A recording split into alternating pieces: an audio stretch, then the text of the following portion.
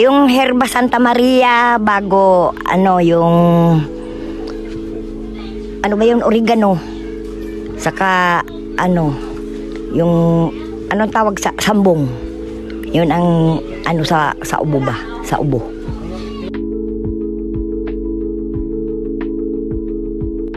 Mayroon ako, marunong din ako magtawas.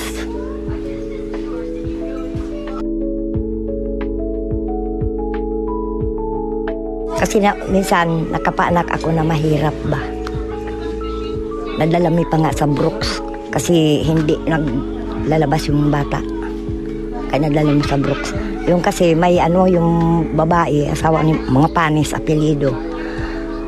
Pinagbawalan ng doktor na wag na siya manganak kasi may siya UTI. Bawal magbuntis. Kaya pag dinidiinan ko yung tiyan niya na ganun, baka pumutok yung pantog niya ba. Kaya dinalami na lang ng Brooks para makuha yung bata. Yun ang karanasan ko ba dito.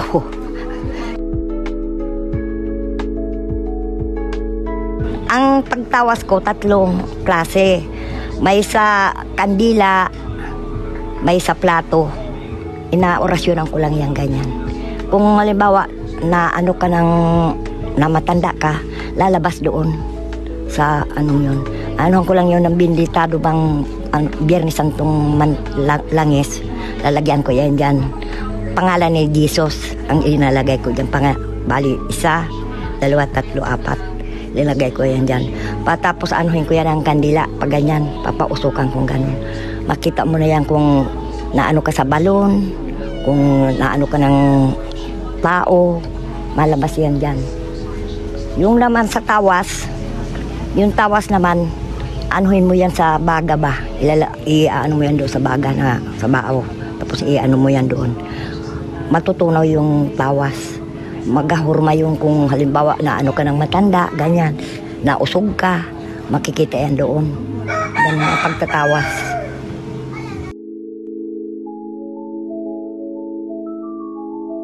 Ay sa mga ko lang, dito lang sa pamilya ko, kung halimbawa emergency na may mga sakit na hindi nagagawa ko, pero sa iba ayaw ko na.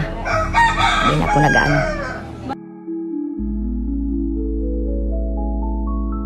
Na na kasi yung sa akin na Sambinito ba, yung panangga ko.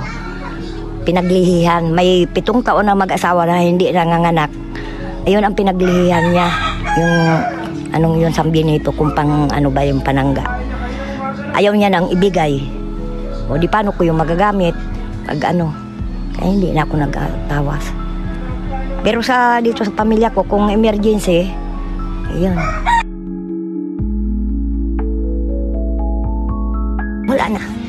Wala na. Yung lagyan ko na lang yung langis. Binditado yung Biyernes Santo. Yun na lang ang lagyan ko. Ano pong ginagawa? Ayun ang ginagamit ko pang hilot, pang tsaka mayroon ako sa buti ganyan. Doon ko linalagay ang langis tapos naghihilot ako. Bata pa ako nag-umpisa. Pag yan, mga nag-iedad akong 14 anyos nagpapaanak na ako kasi pag pirami ng Maynila, nagasama-sama ako sa midwife. Kaya may experience yan ako magpaanak. Ayun.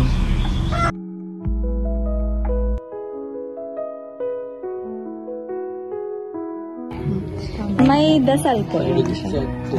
Saka nagtambal ako sa mga ganyan na kakagat ng aso, nakagat ng lahipan. Mayroon ako.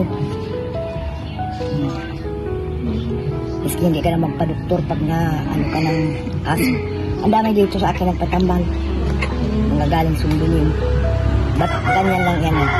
Iba Iba yung binibili dito sa tabuan na sabi nila bara. Sa akin, doon pa yan. Ang tagal na yan, mga 50 anyos ng edad niyan. Ano yan, binilihan ko yung may arigulyas dito. Bao, saka yung may mga kwintas ng mga, parang mga bungo, mga ano. Parang anting-anting po. Saan po gawa yan? Ito. Hindi ko matay. Ano lang ito? Gawa pa ito ng tatay ko. Mga ilang years na po. Matagal na. Ay, ilan na ang edad ko ngayon? 78 na. Nagamit niyo po ba yun sa mga Kung ginagamit ko ito racing? paghilot. Hindi po nauubos? Isinasalinan ko rin kayo yung naglalangis ako ng ano. Pag Biyernes Santo naglalangis ako. Para ilagay dyan. Ah, okay. Kaya ang langis na ito, mabisa ito kay Biyernes Santo.